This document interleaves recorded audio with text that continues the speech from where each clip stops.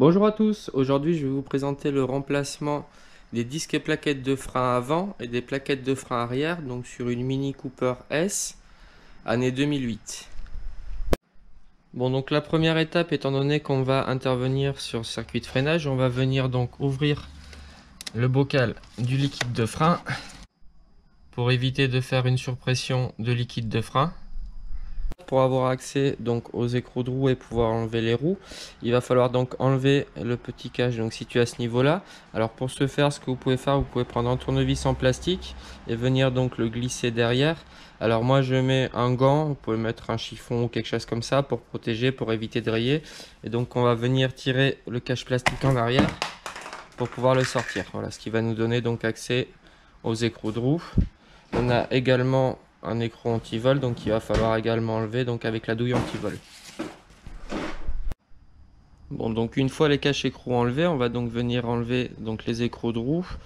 Il vous faudra donc une douille de 17 et comme je vous disais donc la douille anti-vol également. Voilà, donc après avoir déposé la roue, la première étape ça va être donc d'enlever ce ressort situé à ce niveau là. Donc pour enlever le ressort, on va simplement venir glisser un tournevis en dessous et donc le faire reculer. On fait la même chose de ce côté là et donc on vient l'enlever. Voilà, donc après avoir enlevé le ressort, on va venir enlever donc la vis Torx située à ce niveau là qui tient le disque, qui maintient le disque en position. Donc pour le desserrage de la vis, ce qu'on va faire, donc il vous faut du Torx de 50. Alors il faut pas hésiter à venir, quand on positionne l'empreinte, à venir mettre des petits coups de marteau dessus pour qu'elle soit bien prise sur la vis, sinon vous risquez de foirer la tête de vis. Et donc ensuite on va mettre un tournevis à ce niveau là, donc dans la ventilation du disque, pour bloquer la rotation quand on va vouloir desserrer, pour bloquer la rotation du disque et pouvoir desserrer à ce niveau là. Donc on desserre la vis, c'est du 50 en Torx. Donc on vient enlever la vis, ce qui nous permettra par la suite l'extraction du disque. Bon, ensuite la prochaine étape va consister donc à démonter l'étrier de frein. Alors pour démonter l'étrier de frein à l'arrière, donc à ce niveau là ici, vous avez des petits caches plastiques là qu'on va venir enlever. Donc vous tirez dessus, comme ça, voilà. Vous en avez un en haut et vous avez le même donc en bas à ce niveau là. Donc c'est le même principe, on vient les tirer en arrière. C'est juste clipser dedans. Donc on enlève celui d'en haut et celui d'en bas et ensuite on va venir desserrer. Donc à l'intérieur, comme vous pouvez voir, vous avez une empreinte à laine donc qu'on va venir desserrer ici et en dessus. Donc pour le desserrage, il vous faudra une clé à laine de 7. Donc on vient débloquer cette vis là. On vient ensuite débloquer la vis supérieure, donc on débloque les deux et après on les desserre à fond. Donc on débloque celle-là également, voilà, et ensuite on vient les desserrer entièrement les deux.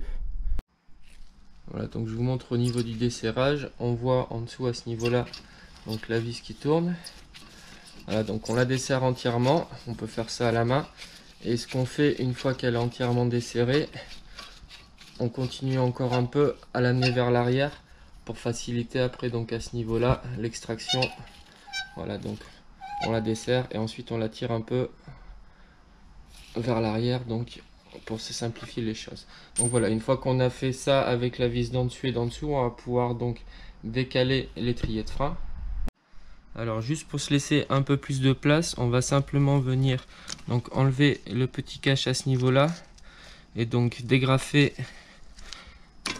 Voilà, cette partie là, c'est le capteur d'usure de frein. Alors moi j'étais pas arrivé sur le capteur encore, donc j'aurais pas les remplacer. Je vais simplement donc les récupérer sur les anciennes plaquettes et le remonter sur les nouvelles. Donc voilà, ensuite à l'aide d'un tournevis, vous pouvez également le faire à la main, on va venir donc reculer l'étrier.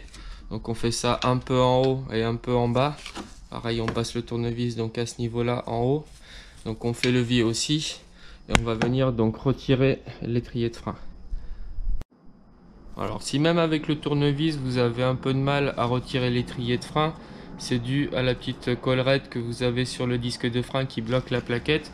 Ce qu'on peut éventuellement faire, c'est avec un tournevis ou quelque chose d'autre. On va venir donc appuyer un peu dans un premier temps, donc à ce niveau-là sur la plaquette pour la faire re-rentrer un peu, donc appuyer sur l'étrier de frein, ce qui va me permettre ensuite de dégager plus facilement l'étrier en lui-même. Bon, je viens donc retirer mon étrier de frein. Donc, je l'amène vers l'arrière et je le tire. Voilà, il est sorti. Donc je viens le poser en dessus. Voilà, je vais enlever mes plaquettes. Donc cette plaquette là, l'autre plaquette est restée sur l'étrier en lui-même étant donné qu'elle est clipsée. Je vais vous montrer. Donc comme je vous disais, l'autre plaquette est clipsée dans l'étrier. Donc pour la sortir, vous avez juste à tirer dessus d'un côté et de l'autre. Vous la sortez donc de cette manière là. Et ça sera la même chose ensuite pour venir repositionner la nouvelle. C'est clipsé. Bon, donc ensuite ce qu'il va falloir faire, c'est venir donc repousser le piston de l'étrier de frein. Donc pour ce faire, moi j'utilise un outil qui donc repousse le piston.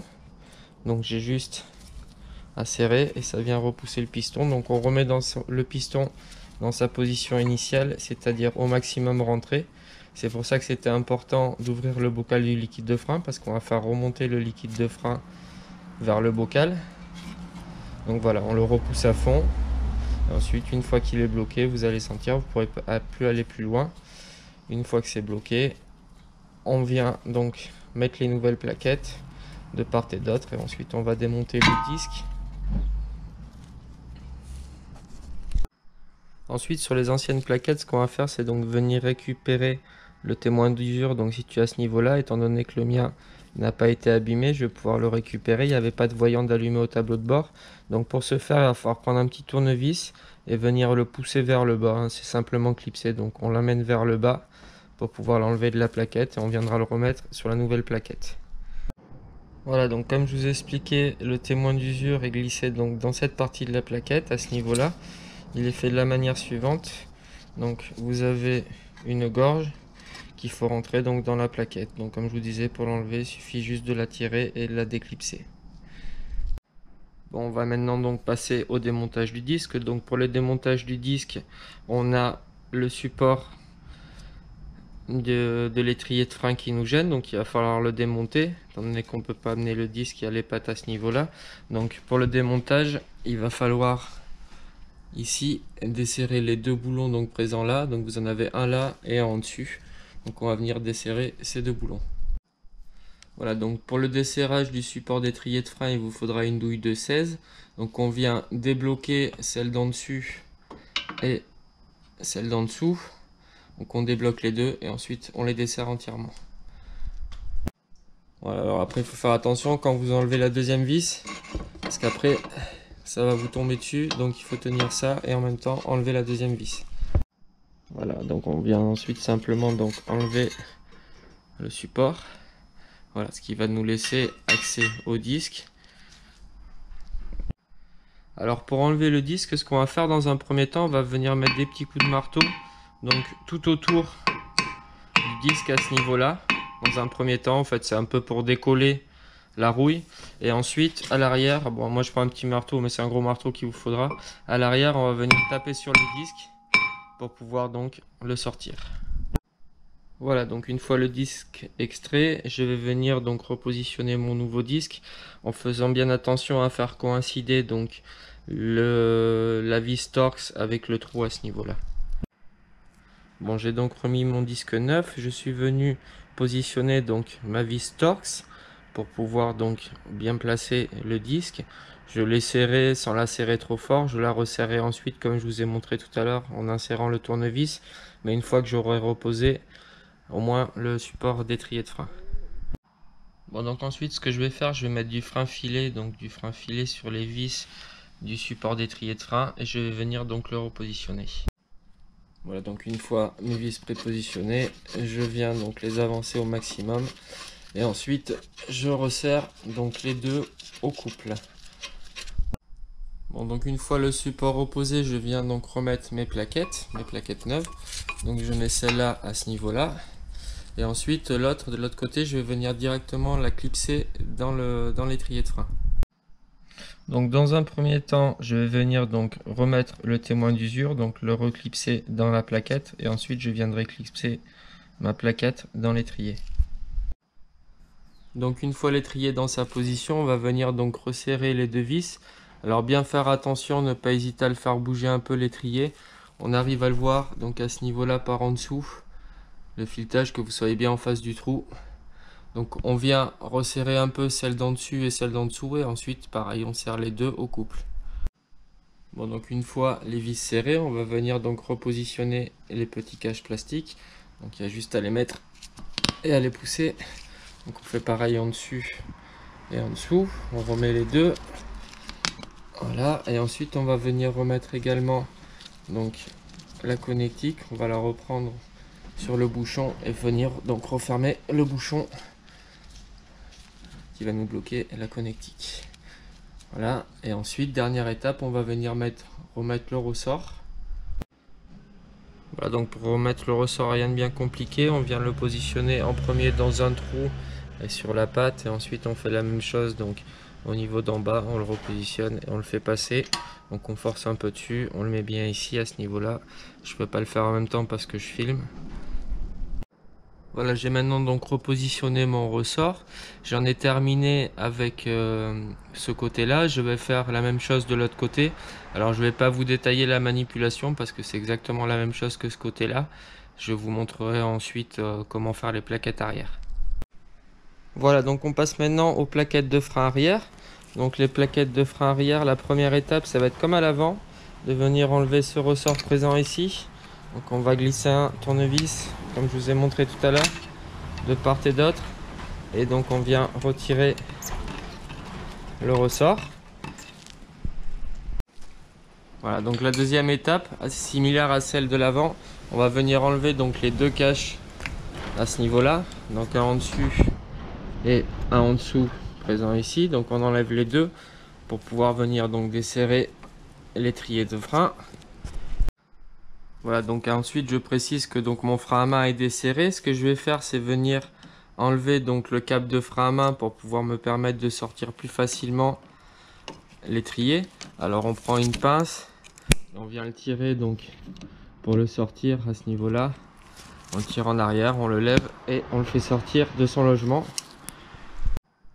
Bon, étant donné que c'est un peu court au niveau du câble, ce qu'on peut éventuellement faire donc pour venir extraire le câble, c'est déplacer un peu donc le levier vers le bas avec un tournevis, et comme vous voyez, ça libère bien le câble pour pouvoir le sortir plus facilement. Bon, il y a une autre possibilité également, toujours pareil, pour sortir donc le flexible, le câble de frein à main. On vient donc appuyer à ce niveau là ici, et c'est pareil, ça permet de faire pivoter. Et là on peut même le sortir à la main, vous le faites bien pivoter comme ça, et après on peut le faire basculer à la main. Voilà, donc une fois qu'il est désengagé, donc sorti de sa patte, je vais simplement venir donc le tirer vers l'arrière pour pouvoir le sortir de son logement. Voilà, donc mon câble de frein à main est sorti. Il ne faut pas hésiter à tirer relativement fort, sachant que ça a tendance à coller entre les deux parties là. Donc il faut tirer fort, vous allez d'un côté de l'autre et vous tirez. Voilà, donc ensuite on va démonter les deux vis qui tiennent l'étrier. Alors pour le desserrage des vis, c'est comme à l'avant, il vous faut une clé Allen de 7. Et donc on vient desserrer cette vis là et la vis supérieure, donc on les débloque et ensuite on les desserre entièrement pour pouvoir enlever l'étrier. Bon, toujours pareil, pour faciliter l'extraction de l'étrier, il ne faut pas hésiter à venir déclipser donc à ce niveau là. Ici là, le flexible de frein, vous avez juste à le tirer vers l'extérieur. Voilà, on vient le déclipser. Ça nous laisse un peu plus de place pour pouvoir dégager l'étrier. Bon, j'ai donc enlevé mon étrier. Je vais maintenant pouvoir enlever mes plaquettes de frein et venir les remplacer. Donc rien de spécial pour les enlever, il y a juste à les tirer d'un côté et de l'autre. On met les nouvelles et ensuite on va venir donc repousser l'étrier de frein pour le remettre dans sa position. Là c'est des étriers, des pistons à tourner. Bon, j'ai donc repositionné ma plaquette intérieure. Pour la plaquette extérieure, excusez-moi, celle-là.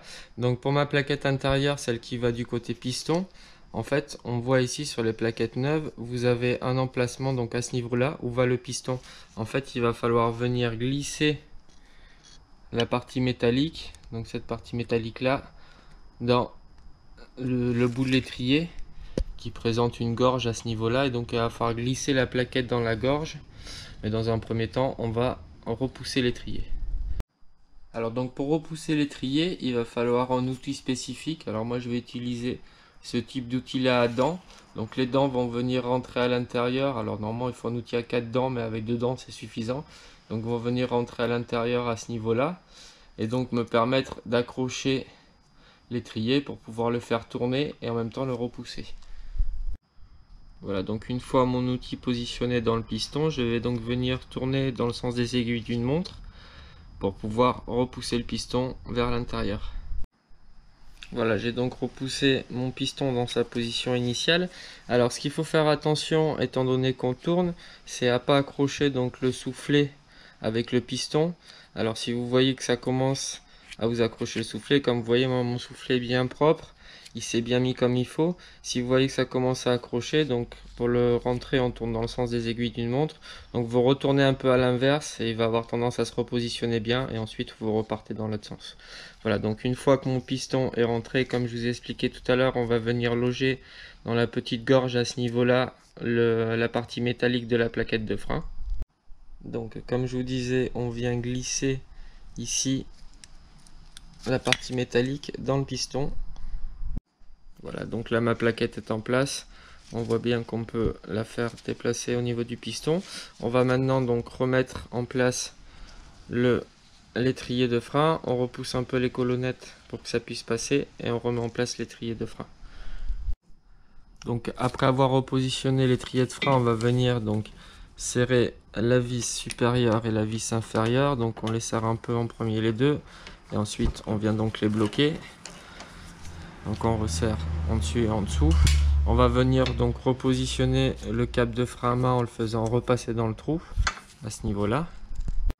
Voilà, j'ai donc remis mon câble de frein à main. Je viens remettre donc en dessus et en dessous les deux caches de vis. Et ensuite je vais venir donc reclipser le flexible du liquide de frein qu'on avait déclipsé avant. Donc je viens simplement le remettre dans sa patte et le pousser. Bon, dernière étape, on va venir repositionner donc le ressort. Donc c'est comme pour l'avant, on vient le mettre en premier d'un côté, donc on le fait rentrer dans le trou et on met la patte en haut. Et ensuite on fait la même chose en dessous. Bon voilà, j'ai donc repositionné mon ressort. Bon, c'est exactement la même chose à faire sur la roue de l'autre côté, donc je ne vais pas le détailler non plus.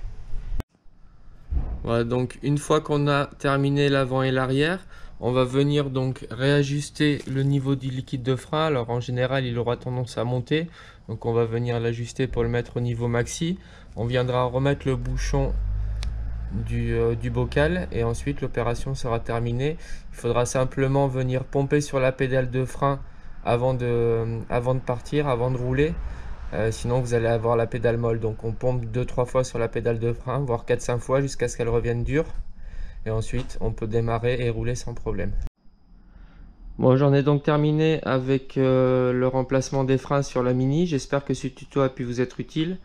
N'hésitez pas à vous abonner à ma chaîne YouTube Paco le Mécano, ça pourrait bien m'aider. Merci.